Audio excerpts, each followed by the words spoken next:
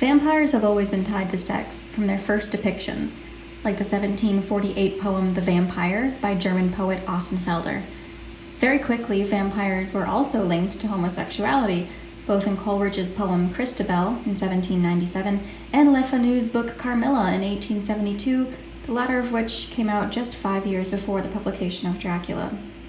I don't need to pull these sources, though. Vampires are sexy. We know this. The dark, rich, beautiful loner who puts vulnerable prey into a trance, who sneaks into their bedrooms at night, it's sexy. But why? There are obvious erotic undertones in the visiting in the night, in the kissing of the neck. Beyond proving that it's sexy, the attack of a vampire is inherently, compared to other monsters, not sexy. It's not gory, it's not messy, it's not particularly violent. It's a soft, gentle, sensual death, un petit mort, if you will, that requires the vampire to be close to the victim the entire time. In earlier iterations, it was the control, the power that was sexy. In newer versions, take Twilight, for example, it's still about the power, but it's more about the controlling of that power that's the sexy part, or perhaps it's the fact that he might lose control that is the sexy part. But the question isn't really why are vampires sexy, but more so, why have we made vampires sexy? Vampires aren't real.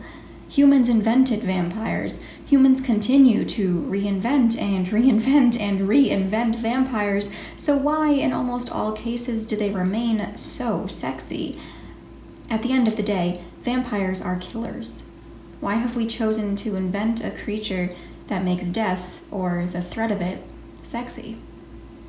Well, from Hamlet to punk music, we have always found drama between death and love, but what about death and sex? Physically, the threat of death and the anticipation of sex both result in similar reactions in the body, adrenaline, heart rate, etc. Perhaps some wires just got crossed. Or maybe it's psychological. Death and sex are both linked to sins, namely murder, violence, temptation, lust.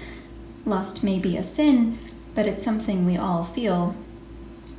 So maybe vampires, these unquestionably evil beings who flinch at crosses and burn in holy water, who sneak into our rooms at night and force us to reckon with death, murder, sin, are a way for us to safely explore lust. In a vampire story, no one has to say sex and death are good for them to be talked about. In fact, the unquestionableness of the badness of vampires' sex and death is perhaps what makes us feel comfortable enough to discuss them at all. Kind of like declaring, these things are bad. Okay, now that that's out of the way, let's talk about the details. Because the good guys couldn't feel lust. Good guys couldn't be so well acquainted with death. Good guys couldn't be gay. It's some Hays Code stuff, but that's what we're working with, and all those repressed feelings emerged not in nothingness, but in the sexy silhouette of this creature of the night. A vampire isn't just a vampire.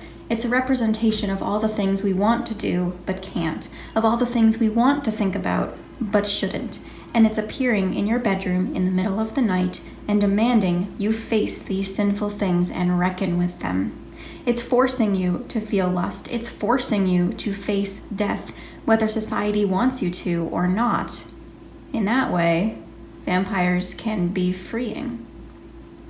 I leave you with this. If lust and homosexuality were once painted as unquestionably evil via the vampire, but we now know that neither lust nor homosexuality are evil, is the same true for death? Is the same true for vampires?